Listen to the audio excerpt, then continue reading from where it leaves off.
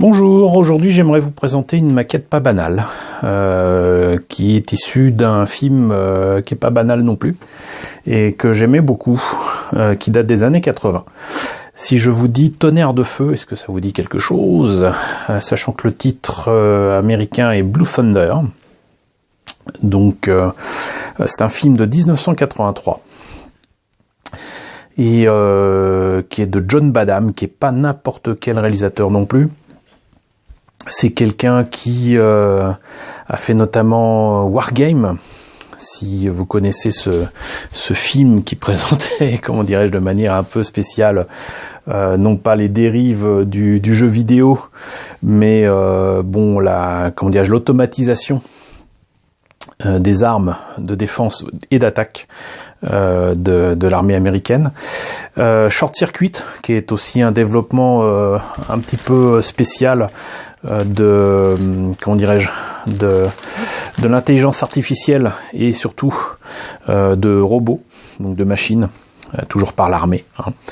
Donc c'est un robot qui fait vraiment robot pour le coup, très droïde de base, qui prend conscience de lui-même et qui s'échappe. Après justement un court-circuit, un éclair qui lui tombe sur la tronche, il décide d'aller vagabonder et découvre le monde et n'a pas spécialement envie de devenir une machine de guerre.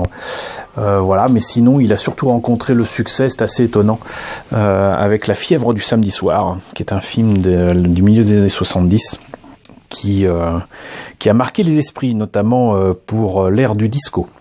Voilà, donc et pour ceux qui s'étonneraient que passer de Tonnerre de feu, Wargames, Short Circuit en venant de La fièvre du samedi soir, c'est étrange, rappelez-vous que le réalisateur du premier film de Star Trek, Kirk Wise, était quand même aussi connu surtout comme étant un réalisateur de comédies musicales, comme par exemple La mélodie du bonheur, ou encore West Side Story, donc rien d'étrange dans tout ça. Mais sinon, c'est surtout un film avec des têtes d'affiche qui vous rappelleront certainement de bons souvenirs. Le héros est quand même campé par Roy Scheider, c'est quand même le shérif des Dents de la Mer. C'est quand même le chef d'expédition de 2010 Odyssey 2. Voilà, pour moi, Roy Scheider, c'est ça. C'est aussi la série, comment ça s'appelle déjà? Je me rappelle même plus, mais je vous ai présenté la maquette il y a quelques temps du sous-marin. Sequest, pardon. Voilà, c'était Sequest. Et sinon, face à lui, se trouve Malcolm McDowell, qui est non plus pas n'importe qui, puisque c'est un monsieur qui est souvent en train de camper des seconds rôles, et dans des films qui sont parfois des nanars, mais fin des années 60, début des années 70, il était surtout connu comme étant l'acteur principal d'Orange Mécanique. Pour moi, c'est aussi un acteur formidable qui joue dans un film que j'aime beaucoup qui s'appelle C'était demain, qui date de 1979. Donc voilà, des acteurs fabuleux, un réalisateur d'exception, et un sujet qui est assez spécial, puisque en fait il s'agit un peu de ce qui allait devenir Supercopter quelque part, à savoir donc un hélicoptère qui a un certain nombre de capacités, notamment le fait de pouvoir voler de manière silencieuse, qui a des appareils qui permettent d'espionner les gens, soi-disant pour leur sécurité, qui est surarmé aussi. Donc il a de quoi écouter les conversations, il a de quoi vérifier si les personnes sont derrière même des murs de béton avec une caméra thermique, ce genre de petite joyeuseté. Mais comme vous voyez, il est également muni d'armes à feu terribles, comme cette Gatling à l'avant, et des lance-missiles, des trucs comme ça. Enfin bon, voilà. Alors ce qui est rigolo, c'est qu'en plus l'hélicoptère, entre guillemets, j'aurais pu le faire tout seul à partir d'une maquette d'hélicoptère français, puisqu'en fait cet hélicoptère que l'on aperçoit dans le film est un modèle modifié customisé, je dirais, d'un hélicoptère français qui est la Gazelle. Et je sais même que, et là c'est merci Wikipédia quelque part, que c'est le modèle SA341G qui a été utilisé et modifié, c'est-à-dire qu'ils ont modifié la cabine à l'avant, vraiment, sur au moins deux hélicoptères. Et le modèle de tournage volait vraiment. Il y avait un modèle qui volait vraiment, et même Roy Scheider l'a vraiment piloté, puisqu'en fait il avait fait partie de l'US Air Force et il était pilote lui-même, donc c'était quelque chose qui ne lui faisait pas peur. Donc voilà, en gros pour le film de 1983. 83 qui est le début de belles années au niveau des sorties films, que ce soit donc justement Tonnerre de Feu, Retour du Jedi, Dark Crystal, 2010 Odyssey 2, ensuite on a eu Gremlins, SOS Fantôme, Retour vers le futur, enfin voilà. À partir du début des années 80, mais vraiment à partir de 82-83, là, les choses s'amorcent vraiment énormément autour des films sensationnels et qui vont marquer l'imaginaire à jamais.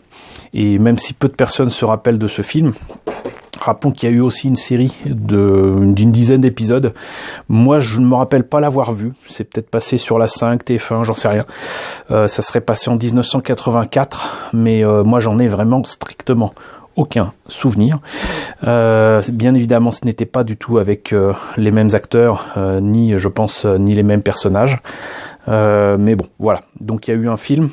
Il y a eu une série et il y a une maquette. Alors une maquette qui n'était pas forcément évidente à trouver il y a quelque temps, mais qui a été rééditée, refaite apparemment par des Coréens. Là vous voyez que l'illustration n'a strictement rien à voir avec le film, puisque ça se passe pas sur, comment dirais-je, déjà ça se passe pas à la campagne, ça se passe en pleine ville. Ça n'attaque pas, comment dirais-je, des terroristes ou quoi en pleine campagne. Donc je ne sais pas si l'illustration est représentative de ce qu'il y avait sur la maquette originale, mais ça c'est une réédition. Je serais incapable de vous dire si c'est une réédition officielle ou si c'est une réédition, comment dirais-je, officieuse. Reste que, en tout cas, c'est la réplique de ce qui avait été fait à l'époque en maquette et que je n'avais pas, Et ce kit, c'est un don, donc merci encore au généreux donateur qui m'a filé cette maquette il y a quelques années à Japan Expo. Ça m'a fait vraiment super plaisir. Malheureusement pour moi, je ne suis plus trop sûr de qui l'avait fait, donc toutes mes excuses. Tu me pardonneras, si tu veux te manifester que tu vois cette vidéo, n'hésite pas à le faire, et je te mettrai bien évidemment dans la description de la vidéo. Mais bon, voilà, c'est ça, c'est très très moche de vieillir, mais c'est comme ça. Quoi qu'il en soit, donc, cette maquette est au 1.32. Je crois que c'est la même échelle que le Airwolf, le supercopter que je vous ai déjà présenté. Tout est écrit en coréen, bien entendu. Mais là, au moins, on a l'hélicoptère vu de côté. Là, on a une reprise de l'illustration de la boîte. Et là, on a le modèle monté et peint. C'est quand même assez intéressant de voir ce que ça donne. Puis en plus, j'adore sa livrée qui fait très police, qui est bleue. Vraiment, c'est en plus un bleu que j'aime beaucoup. Donc, quand j'aurai l'occasion de le faire, ça sera vraiment super. On va voir ce que ça donne à l'intérieur.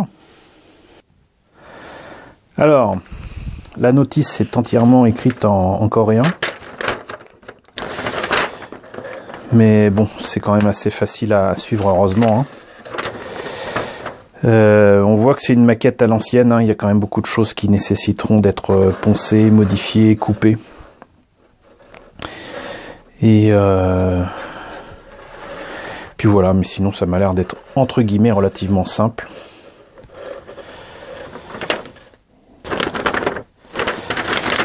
À part peut-être pour la cabine et sa pièce transparente. Mais par exemple la Gatling est quand même assez décevante dans le genre. Vu l'illustration, on pourrait s'attendre à avoir un truc badass et tout, mais non. Deux pièces mal foutues qui seront à peine, comment dirais-je, à peine articulées. Sinon, ouais, pas grand chose à voir, si ce n'est que c'est assez amusant, il n'y a pas de pilote, mais il y a le casque. Voilà, c'est-à-dire que si on met des pilotes soi-même, eh ben on aura soin de mettre le casque qui est livré avec. Et j'ai l'impression qu'en plus il y a peut-être des couleurs ou des calcos à mettre dessus, je ne sais pas, vu que c'est écrit en coréen, je ne saurais vous dire ce qu'il en est. Tout cela est livré avec une planche de décalco que je reconnais bien de nos amis coréens quand ils copient une maquette, c'est vraiment bof. Enfin, cela dit, ça reste lisible, hein. Mais c'est pas vraiment ça, là, notamment le rescue, là, le rouge se voit à peine sur le jaune. Ça me rappelle certaines copies, encore une fois, coréennes, de maquettes de F4 que j'avais trouvées comme ça en commerce, pas très cher. Les pièces elles-mêmes, alors, comme je vous disais, on a le casque et puis rien d'autre. Bon, bah c'est déjà pas mal, mais voilà, pas de pilote. C'est certainement des personnes qui ensuite ont été engagées par Revell, je ne sais pas. Les pales d'hélicoptère avec cette forme si particulière, la Gatling qui est quand même un peu décevante, hein. Voilà, je pense que ça mériterait d'être refait, en tout cas pour le canon, ou je ne sais quoi. Cependant, tout n'est pas perdu, hein. Les rails de munitions, ça a l'air pas mal. Bon, là, les articulations pour le moteur ou quoi, c'est pas ça, mais bon. C'est une maquette des années 80, on va dire. Elle existe, c'est déjà ça.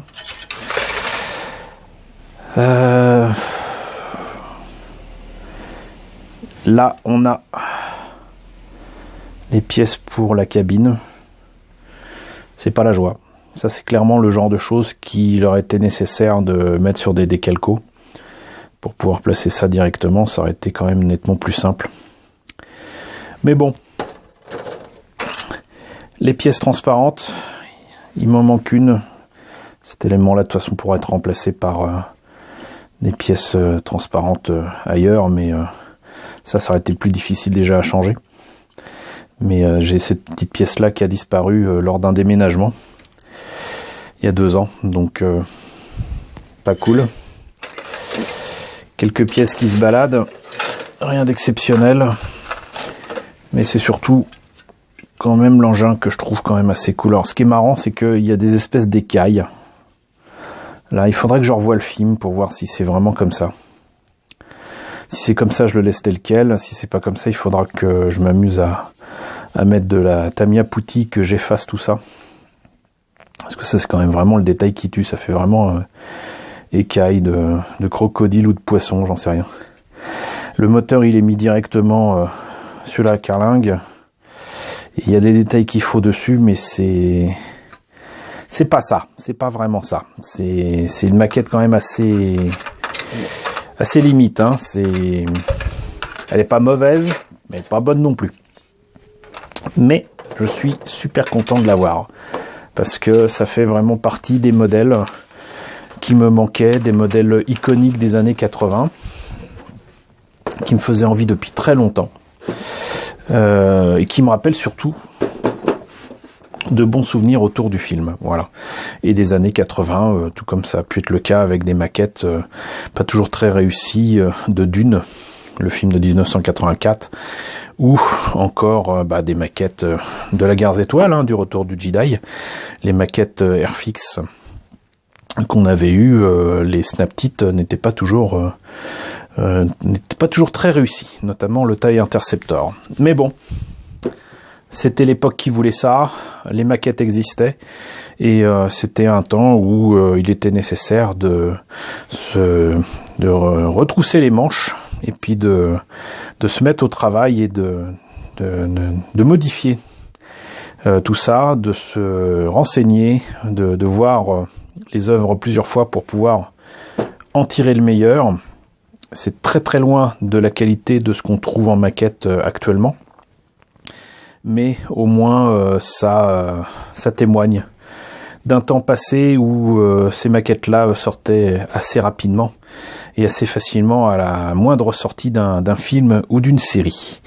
Voilà. Alors que maintenant c'est un peu plus compliqué, on peut attendre parfois des années, voire des dizaines d'années avant de voir apparaître un modèle sur une licence qui parfois même a eu du succès. Donc voilà. Donc c'était la présentation du Blue Thunder, donc du tonnerre de feu. J'espère que ça vous a rappelé des souvenirs. Dites-moi ça dans les commentaires. Dites-moi si vous connaissez le film, si vous avez vu la série, sur quelle chaîne c'était passé, dans quelles conditions, si vous connaissez la maquette, si vous avez même eu le jouet, parce que moi le jouet je l'ai eu. Je l'ai trouvé tout à fait par hasard dans un vide-grenier. Je pense que c'était pas du tout un jouet officiel. Voilà, donc dites-moi tout. N'hésitez pas à liker, n'hésitez pas à partager, n'hésitez pas à vous abonner si ce n'est pas déjà le cas. Merci beaucoup aux nouveaux abonnés qui nous ont rejoints dernièrement. J'espère que les sujets que je développe vous intéressent. Merci aux gens qui me sont fidèles depuis très longtemps également. On ne les oublie pas. Et à très bientôt pour la présentation de nouveaux véhicules de légende des films et des séries des années 80.